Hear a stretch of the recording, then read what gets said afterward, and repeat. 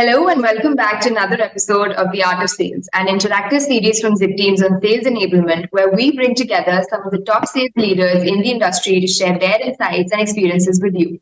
My name is Sanya and I'll be your host for this session as well. It is my absolute pleasure to welcome Mr. Hemant Bangia, Director of Strategic Accounts at InFeedo, an employee engagement platform. Thank you so much for joining us today, Hemant. And without further ado, we'd love to know a bit about you and your contributions at InFeedo. Hey, thank you so much, Sanya, for scheduling this. I'm equally excited to talk about how things have been shaping up. Quick couple of lines on me. My name is Hemant Bangia. I've been in sales for close to 7 to 8 years. And very recently, in fact, in my job with InFeedo, I've moved to SaaS. So it is my first SaaS opportunity that I'm exploring. Prior to this, I've been into media sales, branded media, concept creations, IP creations, working with the marketing heads, but now quickly moved to the tech side of business. And the beauty of all of it is you can be anywhere and deploy it anywhere. So it's in the truest sense, technology is deflationary here.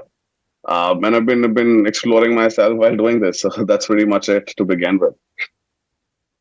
Sure, perfect. So, Hemant, employee engagement has always been a concern for organizational leaders, and it truly became a very pressing concern during the sudden change of work habits during COVID, during the pandemic. So, how is InFeedo dealing with this internally? Well, I think it was the first time for everybody. It was the first time for us as well to be in a situation where things were suddenly, none of us had ever experienced a pandemic situation, right? We'd only heard about it. What we noticed while operating, right, we had a unidirectional view of how engagement looks like.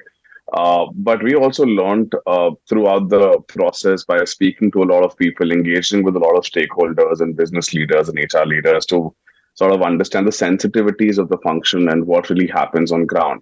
While we saw two different kind of systems operating in the environment. The first one, like let's say all the tech organizations like us, SaaS companies or bigger technology services organizations were pretty much equipped with the work from home scenario, right? They did not take much time to really quickly transition from office to home. They had the readiness, they had the processes in place, they had the infrastructure in place, they had the technology in place.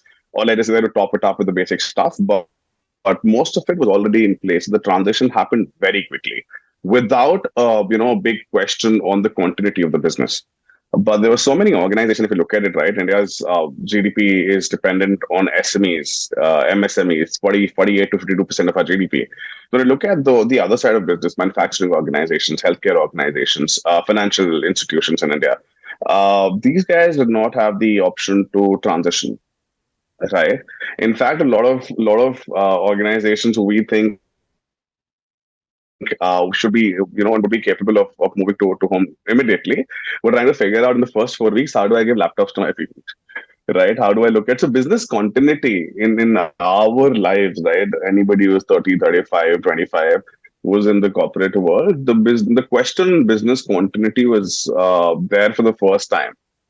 Right. So how organizations operated in that environment to maintain that continuity and how the entire processes and outlook changed towards employee engagement, well-being became the center point. Physical well-being became really critical, right? All of these psychological safety of an employee became very critical, right? The fear of job security every single day in certain organizations because businesses was not performing, right?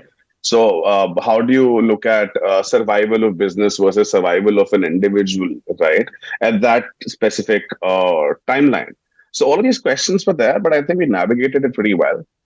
Engagement, the entire pandemic situation was made engagement more critical. And while it was a good to have to begin with, now it became something that they need to have. Right.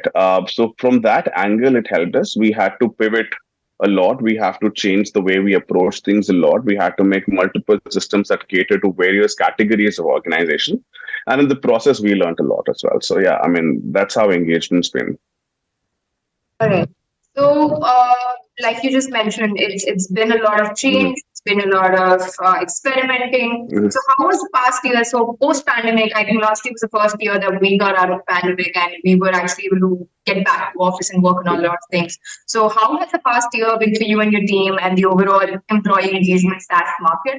And how are you seeing things shaping up within this coming year of ours? Well, I think the last year went pretty well in terms of how the world got back post the pandemic, or probably let's just say by the fag end of the pandemic. That said, we had certain calls that we made. For example, now we're a remote first company. We do not have a concept of office. People can go. They have a partnership with all your co-sharing workspaces, but it's completely remote first, right? You can choose to work from anywhere, like I'm working from Thailand. So I think that was the first, and a lot of organizations started looking at talent in a way where post-pandemic there was a talent war, which is actually opposite of what's happening right now. When I say talent war, globally the companies were looking at it was an employees market, is what a lot of corporate world people talk about, right? But today, I think the fear of global economy recession is looming upon. India is still a little more bright spot in that uh, sort of gamut of dark clouds. But that said, there will be impacts here as well. So organizations are sort of bracing for that impact.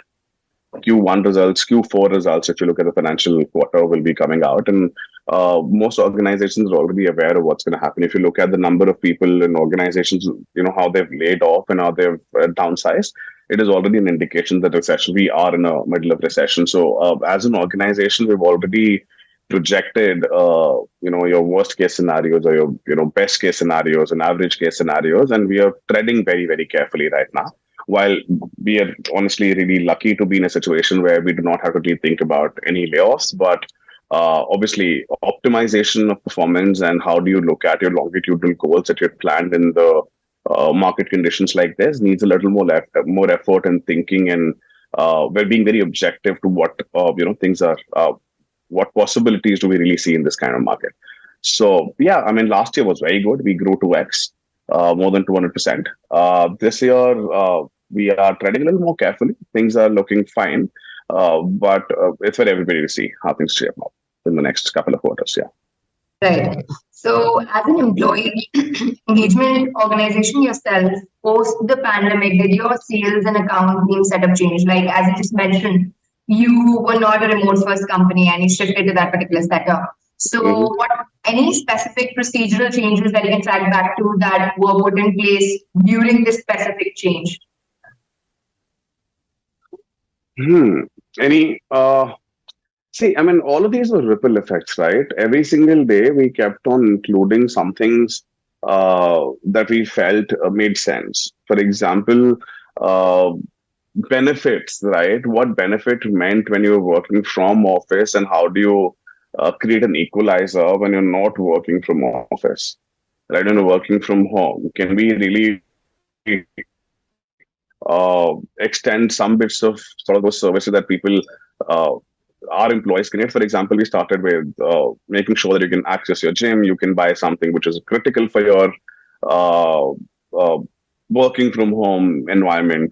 And we also created categorization versus the highest performers got a little extra budget to do things that they want to do. Then there are categories of people who sort of operate in different performance levels. And while there was a basic bench line and a common minimum that the organization created, which is sufficient for most people, but we had a couple of extra elements for people who are performing well to sort of keep them not really more engaged, but it's just a part of reward, right? Where you want to give something extra to people who are doing.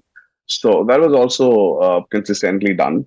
Work from home became work from anywhere. It became remote first to work from anywhere very quickly. We created readiness in an organization where how culturally we manage work from home, right? I'm sure you've also heard a lot of organizations struggle and want to come back because they're not able to track performances and all of that. So we've got a very a trustable environment in that InFeedo, where we have tracking of everything from an employee level to a department level to an organization level. Every individual has access to those key metrics, right?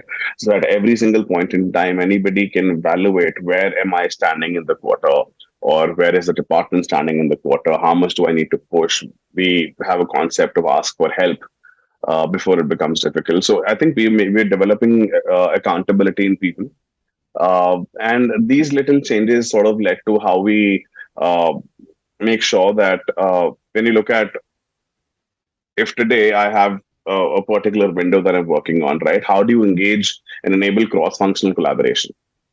Because right now, if you look at it, most organizations are talking about it that I, as an employee who's working remotely, is engaging more with the first team that I'm a part of. But the cross-functional collaboration that used to happen when you were in office, right? The banter that you used to have, you could walk up to anybody and talk about it. That communication was a little more fluid. So we've also tried to build structures where cross-functional collaborations also happen, and all that has resulted post the pandemic because we wanted to be remote first. We felt that it was working for us. We felt that it was giving more time to employees to operate and manage both their lives. Work life, not balance, but work life harmony is what we sort of spoke about post the pandemic. It's amazing. And like you said, these are not really small steps. They are actually building blocks. So it's amazing how Mhm. you've been able to work around that culture and bring that sense of accountability and trust within the organization. So, Mhm. like you were just mentioning, at any given point of time, anyone in the organization can check where a particular team or where a particular employee stands in terms of success Mhm. rate or measuring performance. So, KPIs, pure KPIs, yeah. Mhm. yeah, so since you track these various factors over the due course of an employee cycle with your product itself, any specifics that you could break down for us on how you measure success and track the performance, like you just mentioned, if you could just break it down for us. Well, we follow an OKR model, which is objective and key results, which gives complete visibility and keeps things very, very objective. That's the overall purpose of it. Objectives and what basically how do you visualize a particular end, the doneness of it, what's the real goal, and define it, and then you break the goal into multiple KPIs, right, which have different weightages and make this 100%. So every single department and every single individual then contributes to the department. We have organization KPIs followed by departmental KPIs followed by individual KPIs. All of them lead to the overall organizational goal that we're looking at, which end of the day speaks about revenue as a growing organization to be, revenues that North Star metric that you're chasing. But there are obviously other not stronger, but almost equal elements that you look at in these market conditions. So every department has their own KPIs that, at the end of the day, contribute to the organization KPIs, and that's how individual KPIs are tracked and built. All right, perfect. So at your account management team as well as the sales teams, so what are the new technology stacks that you're exploring, or you're adding to the hybrid team setup, or just generally are you looking out for such technologies, and how has your experience been with that? Considering you're in a work from home setup and a hybrid setup, so Mm-hmm. pulling these people Mm-hmm. across the board, I think is another priority that's coming up this year. Well, I think we've been using technology. Our appetite has been pretty decent. Wherever we felt there is a need, which end of the day impacts the top line of an organization, we have tried to experiment with that. Just a second, I'm so sorry. We have tried to experiment with that. And just to quickly give you an example, right from when I joined in 2019, I was, I think, the 26th employee here at InFeedo. Right now we have 150 employees. Now back then we did not have a CRM as fancy as Salesforce, right? So we got Salesforce in the picture. Where you look at customer success side, because I look at the account management as well. We look at a couple of other tools that automate certain key features and make the entire team more efficient in terms of how quickly you can respond to somebody's query, right? If a business has raised a concern, how quickly can we navigate through that concern, and how quickly can we allocate a resource to that? Then how do you in sales? It's all about how you speak to people, right? How you comprehend them, how do you engage with them, how do you do the discoveries, how well do you create the narrative, right? How well do you connect with the group or the individual? For that, we also had tools like we experimented with the Gong, then we got Chorus, which is basically a CRM tool, right? Where you can engage with the customer, and then you can also have a conversation with them. So we basically, or note takers on the calls, and they help you with the entire script about what needs to happen. We listen to the calls regularly. It is also a lot about self learning. You can figure out yourself where you were wrong, what could have been better in that conversation. So we have experimented with technology wherever there was a need. That said, we don't throw money at a problem. Right, that's something that we followed consistently. There needs to be a valid cause. And everybody at InFeedo is allowed to sort of use their brain and come up with the new thing or propose that what, this is what you need. An organization looks at it very, very seriously. If there is a slider scope, we run a pilot and see if it works out well. We have definite reasons to invest in that area. But that said, we're very careful with cash flow positive. That's great, but we're very careful with how we throw money at our problems. If it can be solved otherwise, if there are more efficient ways of doing it, we try obviously that first. But all of us are excited about technology. If you look at ChatGPT that just recently came out, right? We have a content bot anyway. So how you use that ChatGPT in your everyday sales function? That's what I'm exploring right now. Can I create certain email templates? Can I use that as a support system to write maybe better content, to push better content to people that the folks that I engage with? So yeah, I mean, all of these things are consistently a part of how we operate. All right.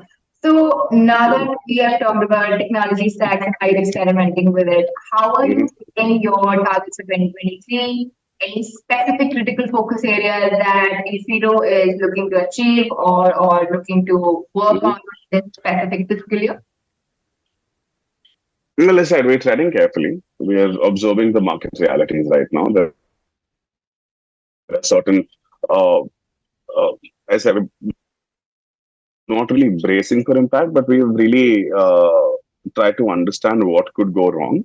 And we've already tried working in those directions, whether it is about retention. Fortunately, our retention is great because the kind of industry that we operate in, it's a multi-stakeholder decision. And by the time you decide to go with a product like ours, you want to continue it. It's a long-term product in most cases. And as engagement has become a necessity, we don't really see too much of an impact, honestly, from our existing customer base, but we still want to tread a little more carefully and understand how our customers are treading it. Right, and if there's any support that we need to create to continue that engagement, right? So it's business as usual right now, with certain teams focused on key metrics of the organization, are very carefully observing daily changes and weekly changes that we see, whether it is retention, whether it is the top line of the organization, whether it is our own organization's flight risk. We've been sort of growing pretty well, and organization culture is something that all of us are proud of. So from that angle, I think we've built the foundation of how an organization need to behave in a market like that. And most key stakeholders are very carefully observing the market right now. That's what I'll say. It's amazing how, like you mentioned, you started out when the team was 26 member in number, and you were one of them. And now you've gone on to be 100 plus, and the quick shifts that you made. It's amazing how the culture at InFeedo is going ahead. So I'm sure it's quite a joy and pleasure to be part of your team. So I think enough of talk. 100%. Yeah. Certain questions we have for you. So account management is considered as a post-sales role, so you never really stop selling in general. So from engineering to here, and over the years, how has it been? How did you end up from there to here? And over the years, do you have any personal thumb rules or philosophies that you swear by? So all that, you've asked a very broad question. From engineering to here, I think engineering was a wrong choice, but I'm glad that I was able to survive that period and learned as much as I could. A lot of this credit of where I am probably goes to an organization called ISEC, where I spent 5+ years in.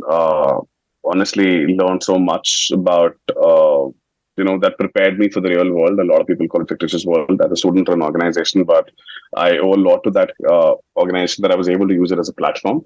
And from there, I think I've always been excited about what really entails in a conversation that impresses people. I've always been impressed by the people who speak really well, and there is a certain science to it as well. And it's just about it just clicked in, right? I started selling uh, my first job, professional, like the first job was to sell L&D solutions, which was really difficult at that age because you barely knew the art of training and development, and you're selling a solution which is typically helping an organization upskill their people, or their C-level coaching and stuff. So spent a good 6 to 8 months there, and then I've moved into various organizations. Then I moved to branded media. Then sort of spent 3 years there to create intellectual properties and create content that is sellable to the corporates. And it's a collective effort where you stand today. Sales, probably a lot of people say it came naturally, but my philosophy is something that I'll probably focus a little more on. Is you always need to gun for a adult to adult relationship when you're doing business with anybody, whether it's a massive Fortune 100 organization or whether it is anybody else from an MSME section of India. How you operate with them when you're in a business transaction with them, it has to be done as equals. Uh, and that's what a lot of budding organizations, young organizations face problems with, where they succumb to a larger corporate player who is the biggest organization on the portfolio, and they end up only providing for them. So I think that's what my biggest learning has been, just to be equal. Uh, Make sure that you comprehend the solution uh, before proposing a solution. Just understand what the problem statements are, have a conversation, dig deep, and yeah, I mean, just make sure that you, as an individual, you understand the problem in depth. You're convinced about what you're selling. And when you look at sales, right, I think most conversations in a sales or a room with a C level will be 10% or 20% about your product. 80% conversation will be about anything under the sun, right? So as a sales guy, I think it's a lot about creating that narrative, understanding the market realities, creating analogies. It's a lot about storytelling, what connects with your people, the relatability that you are able to create. If I'm working with a insurance company and I do not speak their language, I do not understand their world, right? How am I supposed to convince them that, hey, the solution that I am providing is will be working, because I haven't even used their vocabulary of how they operate. I have no understanding of how the persona of people is. Do I know how what somebody who's selling insurance on the ground, what is their daily schedule like? If I don't know that, how am I supposed to propose a solution that helps them engage better? Right. So it's all about how well you want to prepare yourself and dig deep and understand and learn about everything regularly beyond sales is what makes you a good salesman. So knowledge beats everything here. And then there are certain technicalities to it, which is, am I on a cold call? I was on American Express for a very short while. And one thing that I learned there is, when you're on a cold call, right? It's a quick caveat that I'll share with you. When you're on a cold call, right? When you're calling somebody for the first time, uh, 70% weightage is given to how you speak. Do you sound like somebody who I'd like to speak with? Do you have their voice modulation? And barely 25 to 30% weightage is given to the content. Right. So they always trained people of, how do you pick up the phone? How do you start the call? How do you engage with them? How do you convert the call to a warm call in 20 seconds? Do I sound like somebody who you'd like to speak with? Right. And that's what we do in our life as well, right? When somebody calls, we immediately know if this call is worth continuing, or I'm going to disconnect it immediately. There are little sort of nuances and things that you learn along the way, and how quickly you want to execute and fail fast. I think that's been the journey. But about sales, I think it's a conversation. I don't consider sales as too technical. It's just two people speaking about what I have and what is your problem. It connects great. If it doesn't, shake hand and move ahead. Probably some other time. Sales is conversation and connection. That's a very interesting take on this. So, Mhm. pretty much fair to say the year starts and sets off with a new set of trends and market trends and market Mhm. scenarios. So, Mhm. through these constant changes, how do you motivate yourself? How do you motivate your teams? I think motivation is just a state of mind. I personally do not believe in the idea of motivation, because that's a sudden high that you get. It has to be more about self discipline and consistency. Um I mean, over the period of time, I mean, when I started my sales career, obviously getting a sale give you that cake, right?